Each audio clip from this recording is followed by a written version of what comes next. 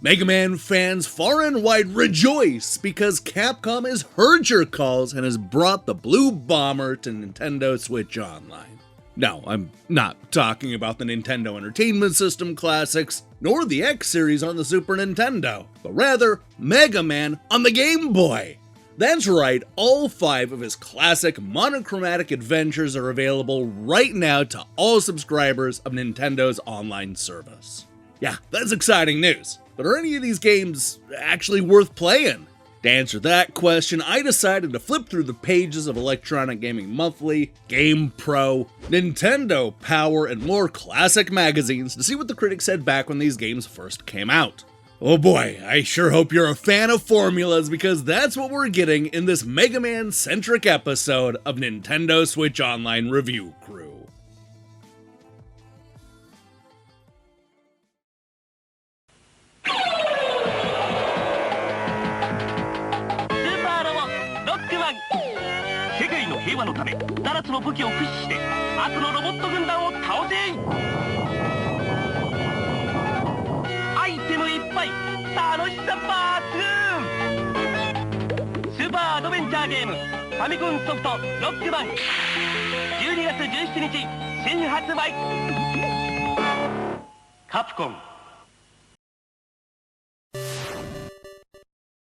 Of all the action heroes to make a name for themselves on the Nintendo Entertainment System, none were more prolific than Mega Man.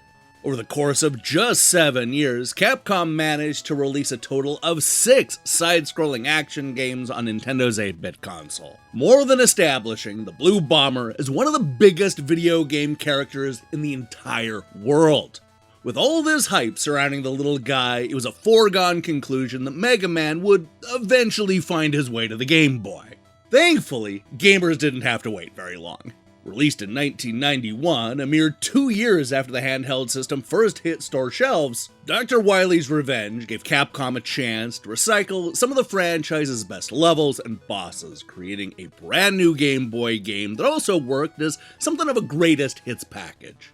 Although it's laid out a bit differently, Mega Man will still need to go head-to-head against some of the best bosses from the first 2 NES outings, including Cupman, Iceman, Fireman, Electman, Bubbleman, Quickman, Flashman, and Heatman.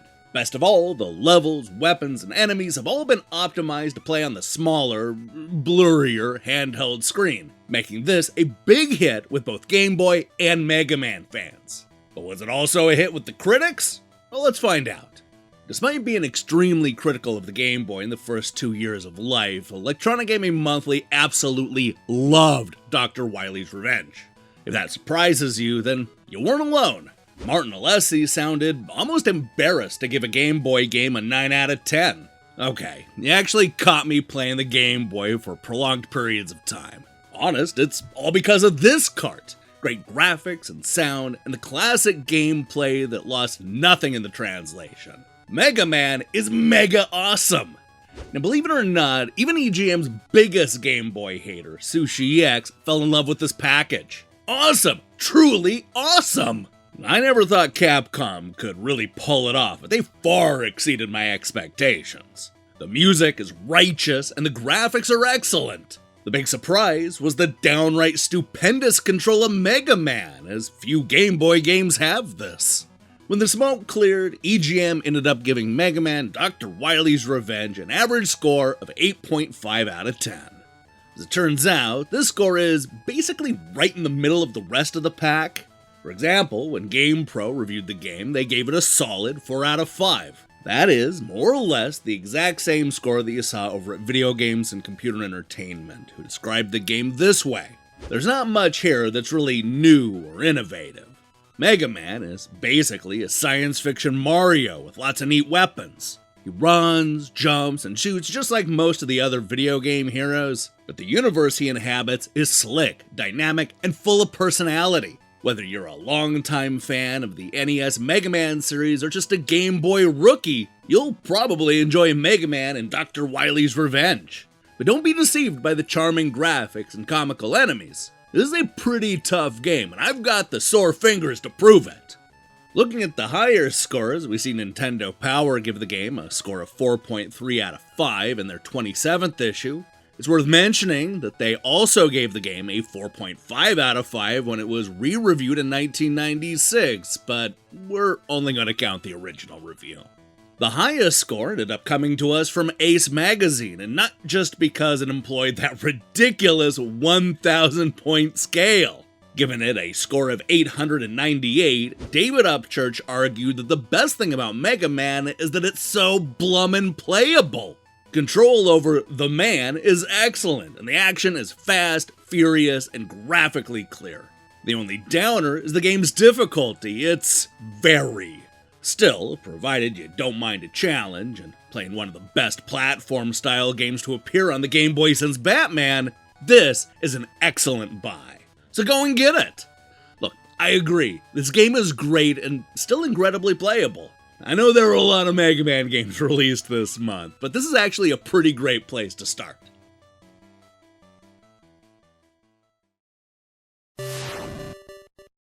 Released just a few months after Dr. Wily's Revenge, Mega Man 2 is exactly what you think it is.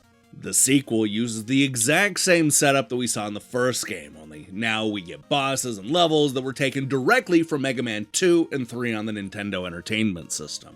There is a new story that explains a lot of the recycling and remixing, but the game ends up being a lot more of the same, which is either a good or a bad thing depending on how you look at it. Let's go ahead and see which side of the divide the critics landed on.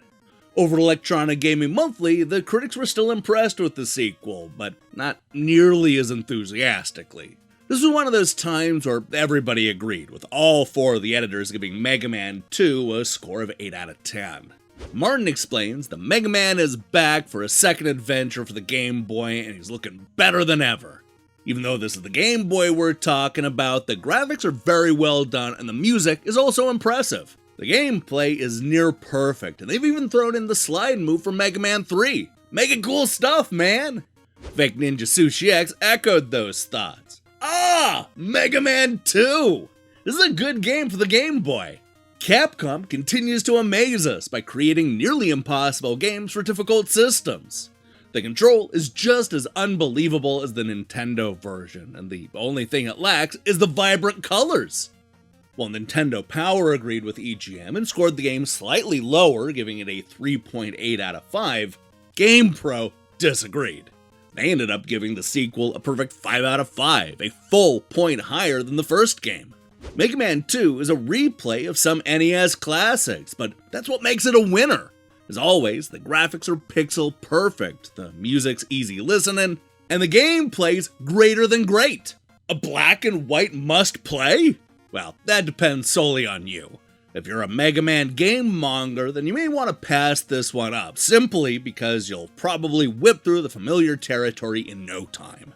But if you're a Blue Bomber inductee, consider this Game Boy sequel a good-to-go titanium hazing. Now, while GamePro isn't exactly wrong, this Game Boy version actually stands out solely because the NES Mega Man games aren't currently available on the Nintendo Switch Online. If it's been a while since you played either Mega Man 2 or 3, then this Greatest Hits package is definitely worth checking out.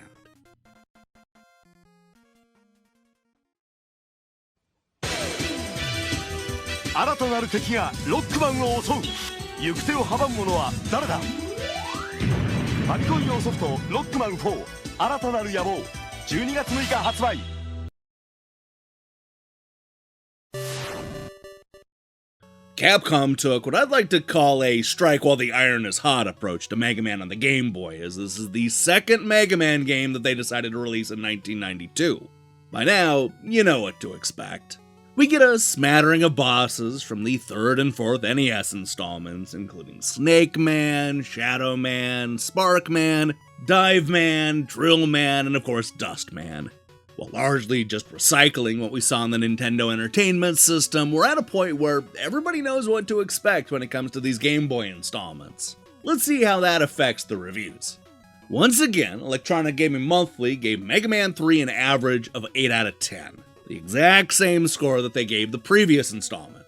While that may sound boring, how we got to that number actually reveals some things about the editors. For example, after giving Mega Man 2 an 8 out of 10 earlier this year, Martin closed the year by giving Mega Man 3 a 9. I like Mega Man 3 as much as Bionic Commando. This card is almost a carbon copy of the NES version. All 8 bosses are here, as well as Mega Man's Slide Move and Companion Rush. Power-ups and techniques are plentiful, and the control is just right. The screen blurs quite a bit, but if you overlook the hardware, it's a great game. Sushi X, on the other hand, went with a 7 out of 10 for the first time. As the best Game Boy game for the last few months, Mega Man 3 has plenty to be proud of. The game itself has tons of levels for a Game Boy title and several power-ups. The color, it would be awesome. Come on, Nintendo, give us color! The games are great, but they need vibrant color to make an impact. Having released 3 of these Mega Man titles on the Game Boy in just over a year's time, some of the goodwill was starting to show signs of cracking. Computer and video games, for example, couldn't muster anything higher than a 79%. Nintendo Magazine System went even lower, giving it a score of 7.2 out of 10. They wondered, where can Mega Man go from here? It's no wonder that he was a big hero in his time, because this game looks really neat and plays like a rocket, but unfortunately contains no new ideas at all. Nowadays, when platform games either take weird scenarios like Alfred Chicken or cover a vast area like Mario Land 2, Mega Man is beginning to look pretty bog-standard flick screen. I still think the game has a certain groove to it, but on balance, it's one Mega too many. Now once again, GamePro ended up giving the third installment the highest score, though it's down slightly from Mega Man 2. Giving the game a 4.5 out of 5, GamePro concluded that you won't find anything especially new in Mega Man 3, but it's still a great game. Capcom found a good formula when they created the original Mega Man. Now they're just making it better with new weapons, obstacles, and bosses that keep the playing fresh even on the small screen. Mega veterans and newcomers alike will have a mega blast with Mega Man 3.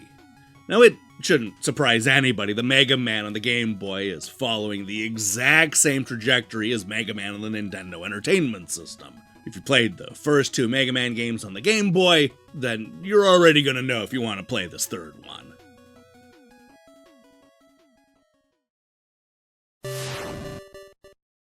Coming out almost exactly 12 months after the previous installment, Capcom managed to give us a little time to actually miss the Blue Bomber before they released Mega Man 4. Unfortunately, they did not take that time to shake up the formula, because this is yet another greatest hits package that recycles some of the best stages and bosses from the NES series. This time around, we're fighting Bright Man, Toad Man, Pharaoh Man, Napalm Man, Crystal Man, Stone Man, and more. In other words, it mashes up the elements from Mega Man 4 and 5. Let's see if that was enough to keep the critics engaged with this Game Boy series. Now, we started to see the cracks in Electronic Gaming Monthly's scores when they reviewed Mega Man 3, and those divides are only starting to expand with this 4th installment. When Al Manuel reviewed the game in issue 53, he started out with a single word: incredible! Not the game, but the fact that this is a Game Boy game. Anyway, I could say the same thing about the game as well, because it's pretty darn good. This is everything a great Mega Man game is. Fantastic graphics, good music, and inventive bosses. A great title from the boys at Capcom. Now, believe it or not, Sushi X actually gave the game a slightly higher score with an 8 out of 10. The Game Boy and I have had a bad history, but Mega Man on any format is a great game. The technique and weapons make it a timeless classic. Sure, it screams for a higher platform, but even in green, it has the timing and the technique that make it fun. All the features of passwords and acquiring the boss's weapons makes it a fun game to take along on trips. Despite that slightly higher score from Sush, EGM gave Mega Man 4 an average of 7.75 out of 10. Of course, EGM wasn't the only magazine to give the 4th installment a slightly lower score. Nintendo Power also docked a few points off, giving it a score of 3.5 out of 5 in their 55th issue. The truth is, it's barely a review, clocking in at just 37 words. They liked the play control, the graphics, and the challenge, but complained that the theme is the same as always, and that there's no real surprises. While EGM and Nintendo Power may be getting a bit sick of the Mega Man formula, there are other magazines that gave Mega Man 4 higher marks. Game Players, for example, gave it an impressive 86%. And then there's GamePro, who once again gave the game a perfect 5 out of 5, the exact same score they gave the second game.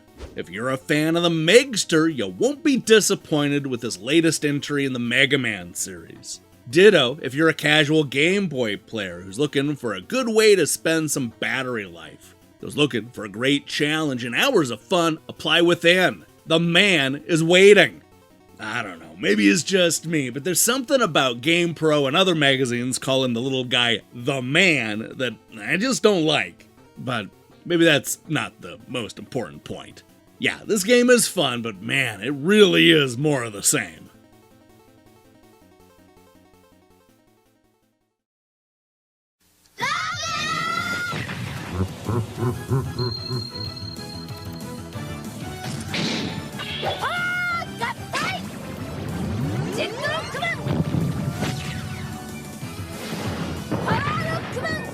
世界の戦士と戦うために最強パワーを手に入れたロックマン6史上最大の戦い。ファミコン用ソフトで発売中。ロックマンワールド4もよろしくね。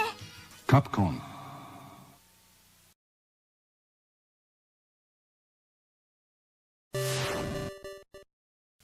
Only 3 years after introducing Mega Man to the Game Boy, Capcom is back with their 5th and final entry on the handheld. Released just a few months after Mega Man 6 on the Nintendo Entertainment System, this would have been peak Mega Man fatigue, if not, of course, for the well-received spin-off Mega Man X on the Super Nintendo. Still, while gamers flocked to the 16-bit iteration, there was a feeling in the air that the 8-bit series had run its course, both on the NES and the Game Boy.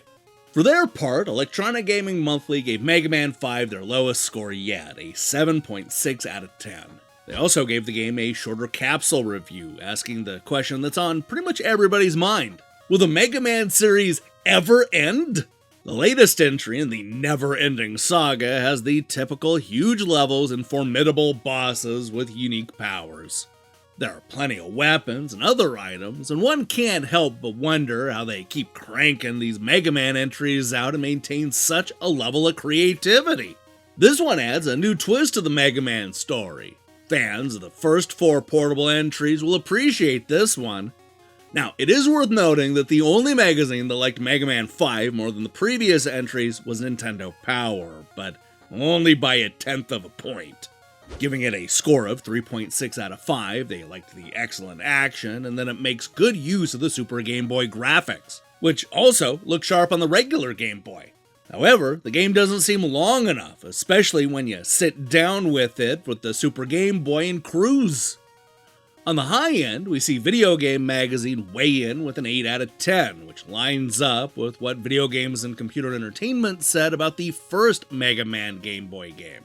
GamePro, on the other hand, bid farewell to the series by giving it a 4 out of 5, tying it with Dr. Wily's Revenge as the worst score of the series. They concluded that as Capcom's first Super Game Boy game, Mega Man 5 is an average rehash of past Mega Man titles. Now, if you made it to Mega Man 5 on the Switch, then either you're incredibly dedicated, or you just skip to the end. Either way, this is another solid entry that looks and plays almost exactly like the last 4 games. None of these portable Mega Man titles are bad, and I honestly think they make a pretty great addition to the Nintendo Switch Online library.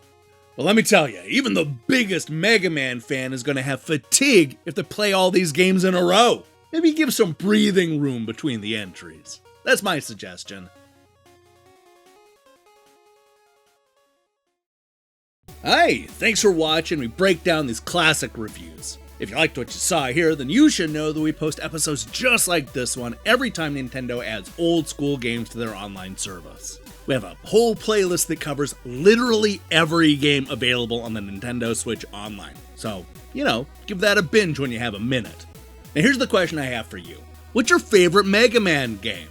Look, it doesn't have to be on the Game Boy. I'm really just looking for one starring the Blue Bomber, even if it's Mega Man Soccer. Let me go ahead and see your picks in the comments below. In other news, we'll be back next week with an aggressive schedule that will hopefully bring this channel back up to speed.